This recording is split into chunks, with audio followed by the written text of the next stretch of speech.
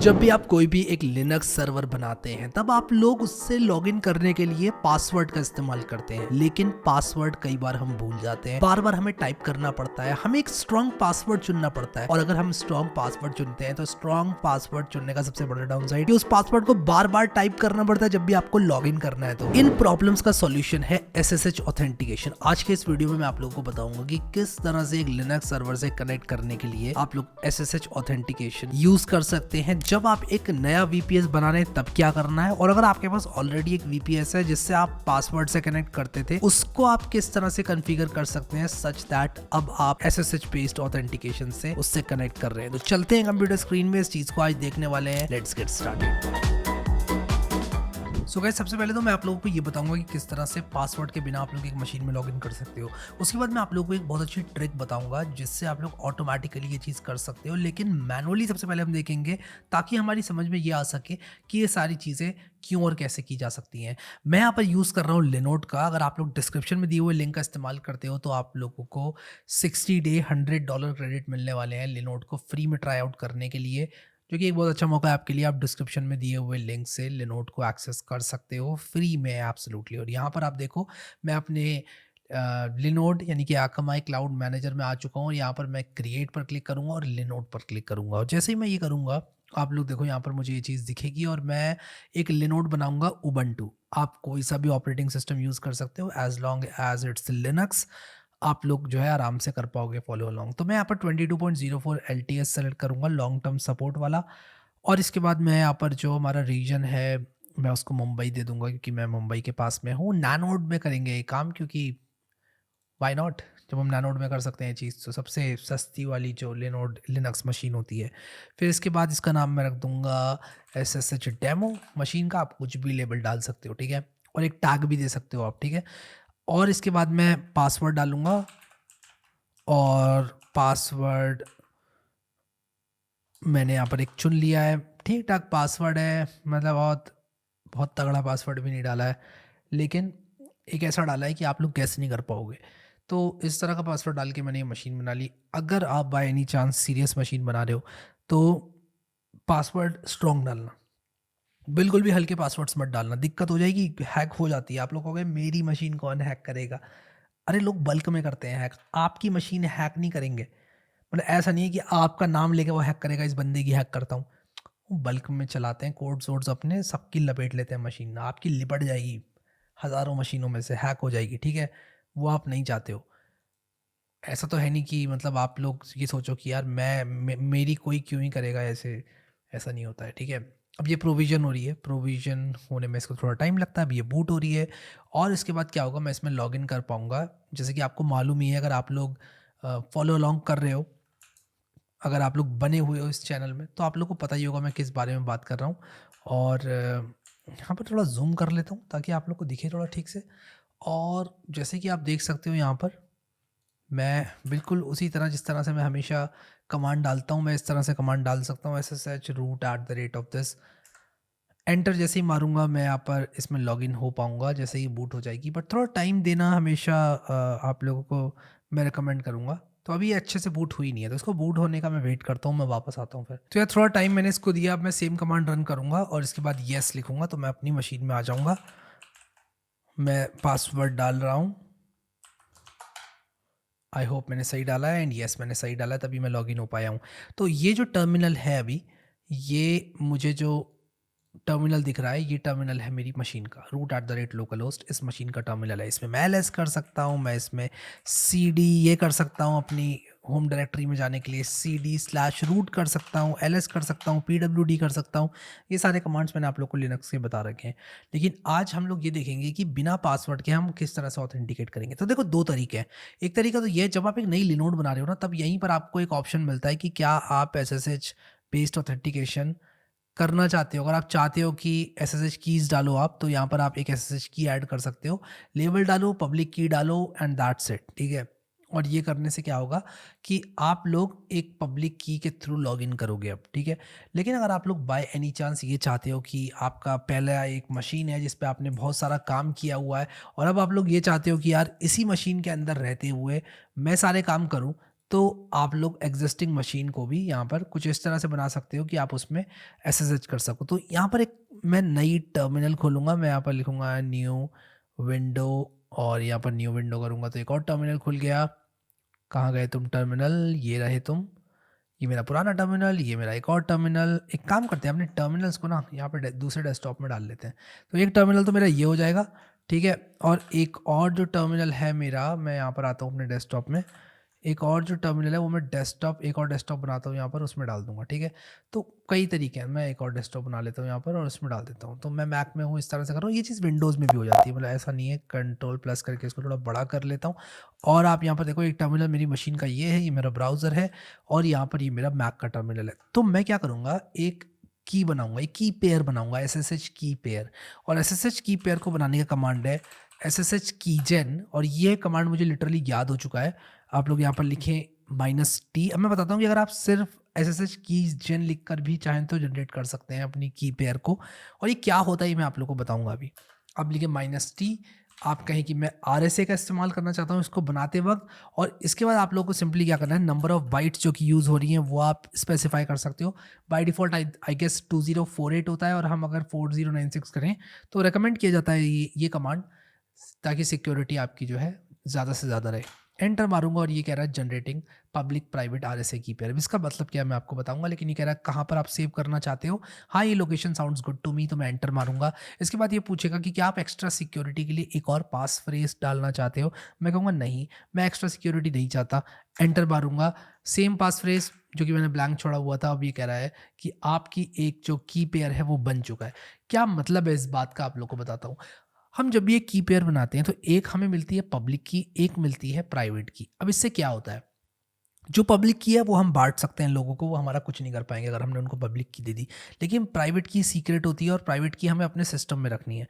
अब अगर मान लो मैं अपने किसी भी लिनक्स सर्वर में अपनी पब्लिक की डाल दूं और एक और लिनक्स इंस्टेंस में अपनी पब्लिक की डाल दूं, फिर कहीं और अपनी पब्लिक की डाल दूं, उन सब में मैं ऑथेंटिकेट कर सकता हूं अपने इस कंप्यूटर से जिसमें मेरी प्राइवेट की रखी हुई है। लेकिन प्राइवेट की मैं अपने किसी के साथ भी शेयर नहीं करना चाहूँगा, ठीक है। ये आप लोग को याद रखना है, प्राइवेट की आप शेयर नहीं करोगे, क्योंकि अगर आप प्राइवेट की शेयर कर दोगे तो हो जाएगी दिक्कत आपको।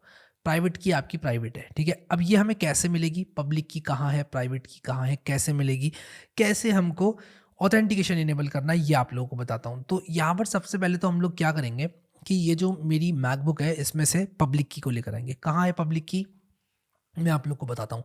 जो पब्लिक की है वो आपकी यहाँ पर है, ये आपकी पब्लिक की है। तो आप यहाँ पर क्या कर सकते हो, एक कमांड चला सकते हो विम, और आपको ये जो पब्लिक की है आपकी वो मिल जाएगी, ठीक है। तो यहाँ तक की पब्लिक की है आपकी, ये आपको दिख रही है, आप भी मेरी पब्लिक की को देख सकते हो, ठीक है।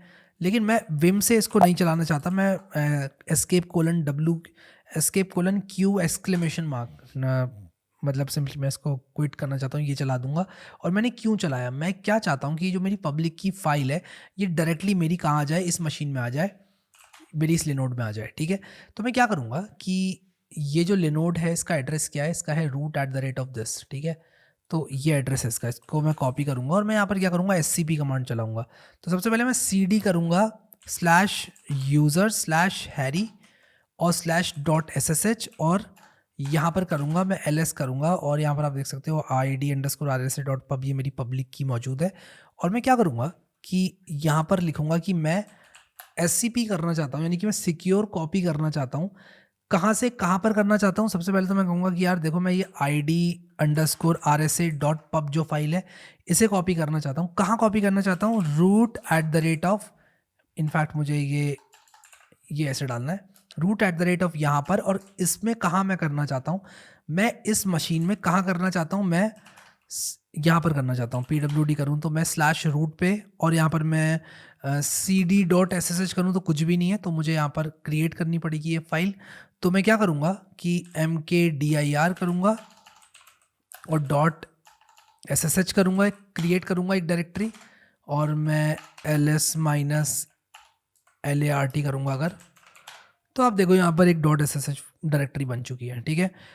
और मैं क्या करूँगा कि ये जो .ssh है, मैं कहूँगा कि यार इस मशीन के .ssh में आप क्या करें कि इसको डाल दें, ठीक है। तो मैं इस मशीन की डॉट SSH में इसको डाल दूंगा। तो ये जो SCP कमांड है वो सिंपली क्या करेगा, वो कॉपी करेगा कहाँ पर, इस की को कॉपी करेगा यहाँ पर। अब मुझे फाइल नेम भी स्पेसिफाई करना पड़ेगा क्योंकि मैं कॉपी कर रहा हूँ। तो मैं कहूँगा कि मैं my_key.pub के नाम से इसे कॉपी करना चाहता हूँ। मुझसे पासवर्ड पूछेगा इस मशीन का। आई होप मैंने सही पासवर्ड दिया है और ये कह रहा है कि कॉपी हो चुकी है। CD करूँगा .ssh में, ls करूँगा और my_key.pub मेरे पास आ चुकी है। तो ये पब्लिक की तो मैंने अपनी यहाँ पर मंगा ली SCP कमांड की सहायता से। अब आप ये SCP कमांड देख लो कैसे चलता है, क्योंकि यार मुझे तो याद है कैसे चलता है। आपने सिंपली SCP करना है और उसके बाद कौन सी फाइल आप कॉपी करना चाहते हो उसका फुल पाथ, या फिर जहाँ पर भी आप डायरेक्टरी में हो वहाँ पर है फाइल, तो ऐसे ही लिख दो।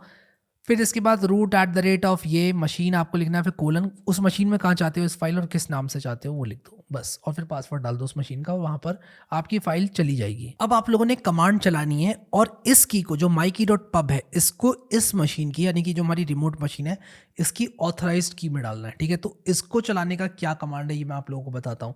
तो या तो आप मैनुअली डाल सकते हो, लेकिन मैनुअली डालना सही नहीं है। आप क्या करो, आप कहो कि मेरी ये वाली जो की है जो कि यहाँ पर है, तो मैं कहूँगा SSH/my_key.pub, इसको अपेंड कर दिया जाए ऑथराइज्ड कीज़ में, ठीक है।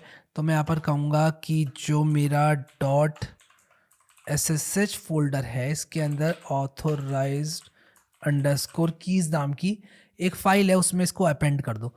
अब अगर ये वाली फ़ाइल नहीं है तो ये वाली फ़ाइल बन जाएगी, आप देख सकते हो। और मैं यहाँ पर अगर विम करूँ ऑथराइज्ड कीज़ तो आप देख सकते हो यहाँ पर आ गई है। तो जो जो कीज़ आप ऑथराइज करोगे वो इस फाइल के अंदर आ जाएंगी, आप अपेंड कर सकते हो, ठीक है। तो मैंने यहाँ पर बना ली SSH फोल्डर के अंदर। ये काम आप मैनुअली भी कर सकते थे, आप फाइलज़िला से भी कर सकते थे, लेकिन मैंने चुना कमांड्स के थ्रू करना। अब आप में से कई लोग कमांड्स से कंफर्टेबल नहीं होंगे, but let me tell you something, अगर आप कमांड से कंफर्टेबल नहीं है तो कंफर्टेबल हो यार, ऐसे नहीं होता है, ठीक है। अब हमें क्या करना है, एक फाइनल स्टेप करनी है, इनफैक्ट 2 स्टेप्स करनी है। एक स्टेप तो हमें ये करना है कि जो .ssh फोल्डर है हमारा, उसको हमको 700 परमिशन देनी है। तो मैं यहाँ पर लिखूंगा chmod और मैं कहूँगा कि यार ये जो .ssh है ना, सॉरी /.ssh जो है ना, इसमें क्या करो 700 chmod कर दो, ठीक है। chmod 700 लिखना होगा मुझे, एंटर करूँगा तो परमिशन चेंज हो गई है। और इसके अंदर की जितनी भी फाइल्स हैं उसको आप चाहोगे chmod 600 करना, ठीक है। अब अगर आप लोग को नहीं पता chmod 600 क्या है, 700 क्या है, तो मैंने लिनक्स परमिशंस पे भी वीडियो बना रखा है, आप देख सकते हो उसको। या फिर आप क्या कर सकते हो, मैं आपको दिखाता हूँ, chmod कैलकुलेटर के नाम से ऑनलाइन गूगल कर सकते हो, chmod कैलकुलेटर। अब ये chmod कैलकुलेटर बेसिकली आपको ये बताता है कि अगर आप रीड राइट, या फिर जैसे मान लो मैं अगर रीड करूँ इसको, ठीक है, और यहाँ पर राइट कर दूँ, तो ओनर रीड राइट कर सकता है, ग्रुप रीड राइट एग्जीक्यूट में से कुछ नहीं कर सकता, पब्लिक भी कुछ नहीं कर सकती, तो उसको कहते हैं chmod 600। लेकिन यहीं पर अगर रीड राइट एग्जीक्यूट कर सकता है ओनर तो chmod 700 कहते हैं उसको, ठीक है। तो मैंने यहाँ पर क्या किया कि इसको 700 दिया हुआ है chmod, आप लोग देखो जो ये फोल्डर है, ठीक है। तो इसको chmod 700 दिया हुआ है, इसको chmod 600 दिया हुआ है, जो इसके अंदर की फाइल्स हैं उसको। फिर ये दोनों स्टेप्स करने के बाद हमें करना क्या है कि हमें जो SSH कॉन्फ़िगरेशन फाइल है जो कि होती है आपकी, मैं आपको CD करके दिखाता हूँ, आपकी मशीन में होती है वो /etc/SSH। मैं यहाँ पर जाता हूँ, ls करूँगा अगर यहाँ पर, तो आप देखो कि इसके अंदर एक कॉन्फ़िगरेशन फाइल होती है और उस कॉन्फ़िगरेशन फाइल का नाम है SSH_config, ये वाली फाइल है, ठीक है। तो हम क्या करेंगे, इस SSH_config वाली फाइल को चेंज करेंगे और इसके अंदर हम क्या करेंगे कि मैं इसको विम करता हूँ सबसे पहले, तो SSH_config, और इसके अंदर क्या होती है, कॉन्फ़िगरेशन होता है बेसिकली। हम इसमें से पासवर्ड ऑथेंटिकेशन को हटा देंगे। आप देखो यहाँ पर मैं आई करूँगा इसको एडिट करने के लिए, और यहाँ पर पासवर्ड ऑथेंटिकेशन को मैं नो कर दूंगा। ये करने से क्या होगा, ये करने से पासवर्ड ऑथेंटिकेशन डिसेबल हो जाएगा, जिसका मतलब ये है कि अब पासवर्ड से कोई भी इस मशीन में लॉगिन नहीं कर सकता, ठीक है।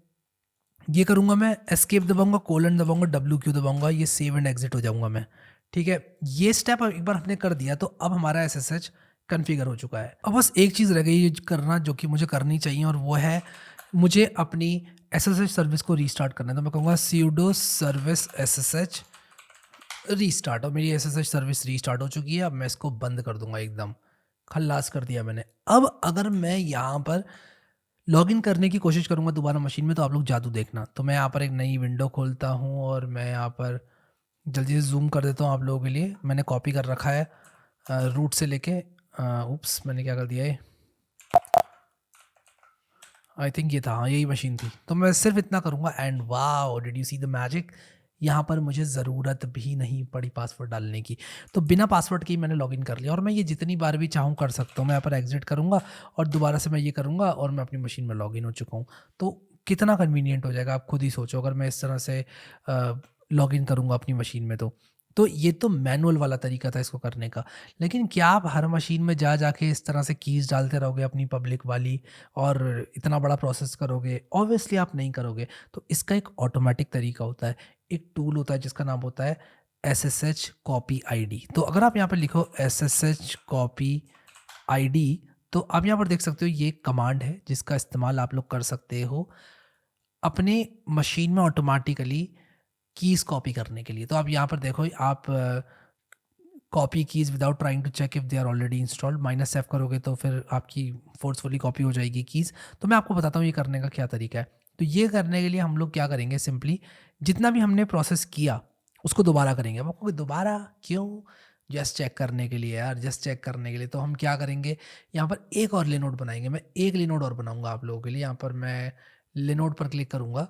इनफैक्ट मैं एक और लिनोड नहीं बनाता हूँ यार, फिर मुझे उसको डिलीट ही करना पड़ेगा, क्या फ़ायदा। But you can trust me on this कि आप अगर कुछ भी ना करके सिर्फ SSH कॉपी आईडी चलाओ तो आपका काम हो जाएगा। तो आप लोग एज्यूम करो कि हम लोगों ने जस्ट ये मशीन बनाई है और हमने इसमें लॉगिन अभी एक बार भी नहीं किया है। हम इसमें पासवर्ड से लॉगिन कर रहे हैं और अब हम चाहते हैं कि हम पासवर्डलेस लॉगिन इसमें इनेबल करें। एक चीज़ जो आपको करनी ही पड़ेगी वो तो ये है कि आपको की पेयर तो जनरेट करना ही पड़ेगा, जो कि हमने यहाँ पर किया। उसका कमांड ये था SSH कीजन -T RSA -B 4096। ये कमांड आपको यूज़ करना ही करना है। क्या आपको इसे याद करना है? मे बी आपको याद हो जाएगा, आप 15-20 मशीन्स में चला लोगे। लेकिन ये वाला जो कमांड जो अब मैं चलाने वाला हूँ SSH कॉपी आईडी, वो तो आपको याद होने ही वाला है। और जो SSH कॉपी आईडी कमांड है ना, वो यहाँ नहीं चलाना है, ये तो हमारी मशीन है। आपको चलाना है वो अपनी मैक में।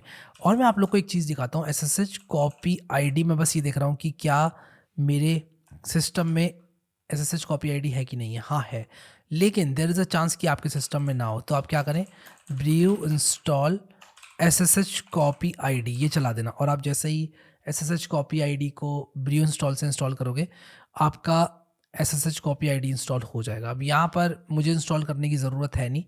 इनफैक्ट ये शायद अपडेट कर रहा है, क्या कर रहा है मुझे नहीं मालूम, बट लेट्स वेट। और अब देखता हूँ क्या क्या SSH कॉपी आईडी चल रहा है कि नहीं। हाँ चल रहा है। मुझे सिंपली क्या करना है, अपनी मशीन का ये जो root@ वाला पार्ट है ये डाल देना, दैट्स इट। ये अपने आप सब कुछ कर लेगा, सब कुछ कर लेगा। अब ये कह रहा है कि attempting to log in with the new keys to filter out any that are already installed.